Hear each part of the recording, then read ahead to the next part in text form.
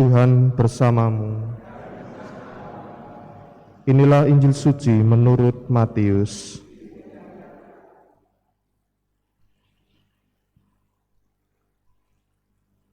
Pada suatu hari, Yesus meninggalkan orang banyak lalu pulang. Para murid kemudian datang dan berkata kepadanya, "Jelaskanlah kepada kami arti perumpamaan tentang ilalang di ladang itu." Jawab Yesus, "Orang yang menaburkan benih baik ialah anak manusia, ladang itu adalah dunia. Benih yang baik adalah anak-anak kerajaan dan ilalang adalah anak-anak si jahat. Musuh yang menaburkan benih ilalang ialah iblis. Waktu menuai ialah akhir zaman dan para penuai itu ialah malaikat.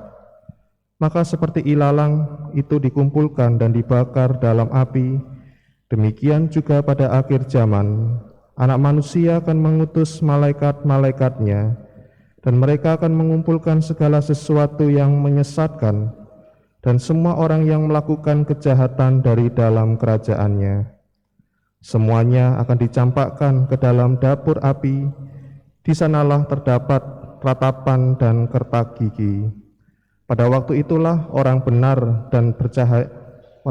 akan bercahaya seperti matahari dalam kerajaan Bapa mereka. Siapa bertelinga, hendaklah ia mendengarkan." Demikianlah sabda Tuhan.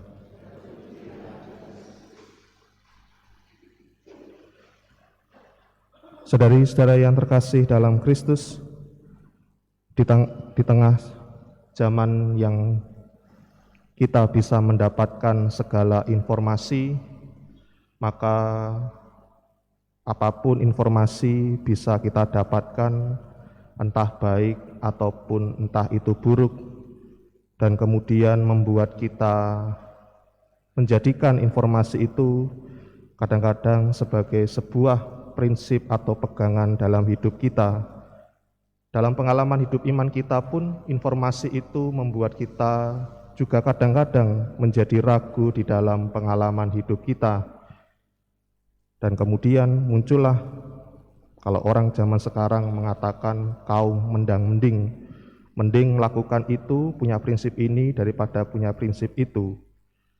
Saudari-saudari yang terkasih, hari ini kita mendengarkan bacaan Injil masih tentang perumpamaan ilalang di ladang.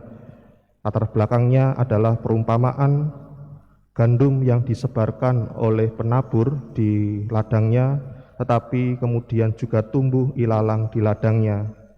Para pekerja meminta tuannya untuk mengambil ilalang itu, tetapi tuan itu tidak mengambilnya, tetapi menunggu masa tuai sehingga bisa memisahkan gandum dengan ilalang itu.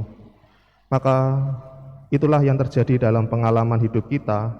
Seringkali pengalaman hidup iman kita tidak hanya bertumbuh soal sabda Tuhan, tetapi juga tentang hal-hal lain yang kemudian membuat kita bisa seringkali, kenapa orang itu bisa baik, orang itu bisa jahat.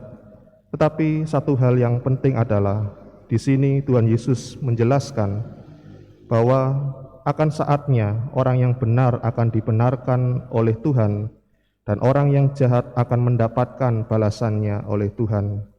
Sikap kita sebagai umat Allah adalah bagaimana terus senantiasa mengembangkan hati kita untuk bisa menerima sabda Tuhan dan mengembangkannya sehingga tumbuh, sehingga kita akhirnya mampu menjadi murid-murid Tuhan yang baik, melakukan sabdanya dengan baik. Dan Mazmur hari ini ingin mengatakan Tuhan itu pengasih dan penyayang. Tuhan itu selalu memberikan kesempatan kedua kepada diri kita, dan akhirnya kita pun juga diajak dan dipanggil untuk menjadi orang yang pengasih dan penyayang bagi orang-orang yang ada di sekitar kita.